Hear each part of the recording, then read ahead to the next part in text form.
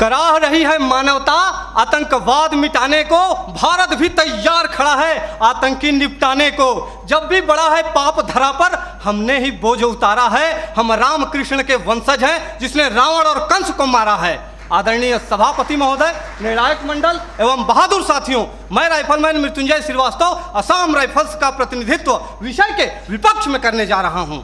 मानव अधिकार महोदय, इस शब्द को सुनकर मेरे मन के दो बिंदुओं के मध्य एक दृढ़ विरोधाभास उत्पन्न होता है, क्योंकि या तो इस शब्द की महत्ता और प्रासंगिकता का कोई अर्थ नहीं, और यदि अर्थ है तो हम सुरक्षा बल मानव नहीं, अर्थात जिस मानव अधिकारों की वेदी पर आश्रित होकर पत्थरबाज, नक्सलवाद, उग्रवाद और आतंकवाद के मरण व हरण पर यह मानव अधिकार के ठेकेदार भेड़िया विलाप करते हैं, वे अयोध्या, अक्षरधाम, संसद भवन, ताज, कठुआ, गया और पुलवामा जैसे विध्वंसकारी कांडों पर मौन क्यों हो जाते हैं?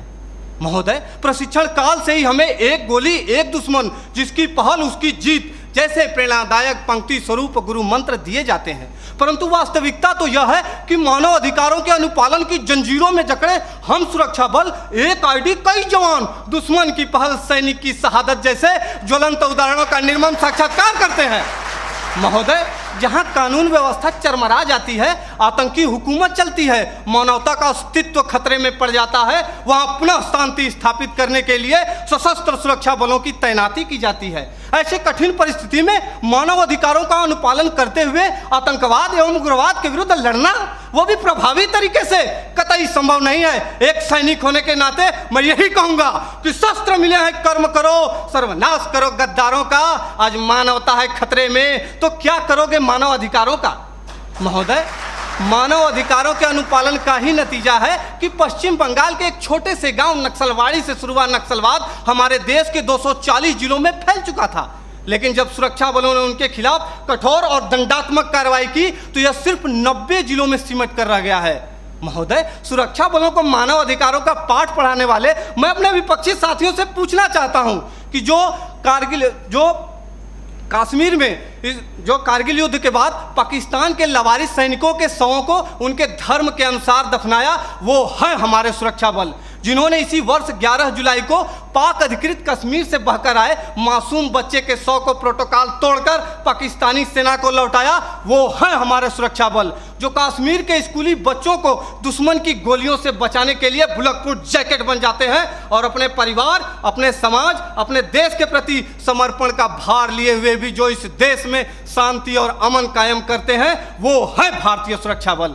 मेरे साथियों, हम सैनिक भी इंसान हैं, हम भी मानव अधिकारों का सम्मान करते हैं, लेकिन राष्ट्र की सुरक्षा के साथ समझौता नहीं कर सकते।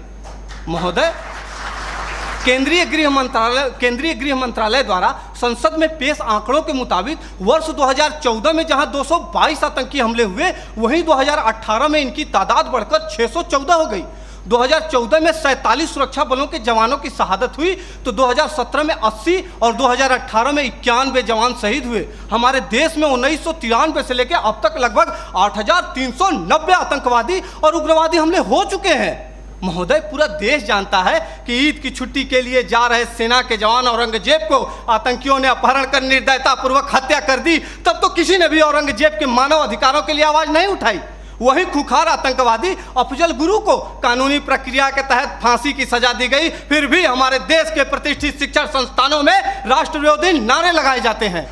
दर्द तो हद से तब गुजर जाता है जब सर्जिकल स्ट्राइक और एयर स्ट्राइक जैसे सफल ऑपरेशनों के लिए हमसे सबूत मांगे जाते हैं। हमारे धार्मिक ग्रंथों में कहा गया है कि सीता हरण किया रावण ने, मानवता को ललकारा था, श्री राम प्रभु ने रावण को लंका में घुसकर मारा था। हम उन्हीं राम के अनुयायी, सम्रानर हार नहीं सकते, जो रच रहे षड्यंत्र उन्हें क्या घुसकर मार नहीं सकते? महोदय, मैं अपने विपक्षी साथियों से पूछना चाहता हूं कि जब आतंकवादी हम पर अंधाधुंध गोलीबारी करें तो क्या हम सफेद झंडा लेकर मानव अधिकारों का शांति पाठ करें? आतंकियों को पनाह देने वाले स्थानीय लोग हम पर गाली गोली और पत्थर बरसाते रहे और हम उन्हें प्यार बांटते रहे? नहीं महोदय, नहीं। प्यार और सम्मान तो वहां बांटना चाहिए जहां से वापसी की उम्मीद हो। महोदय, मैं यह नहीं कहता कि मानव अधिकारों का अनुपालन नहीं करना चाहिए, लेकिन वे लोग जो मानव अधिकारों का दुरुपयोग करके सुरक्षा बलों को प्रभावहीन करने की कोशिश करते हैं, उन्हें कठोर से कठोर दंड देकर उनके साथियों को यह संदेश देना होगा ताकि भविष्य में कोई भी इंसान आतंकवादी, उग्रवादी और नक्सलवादी बनने की हिम्मत ना करे। धन्यवाद। जय हिंद।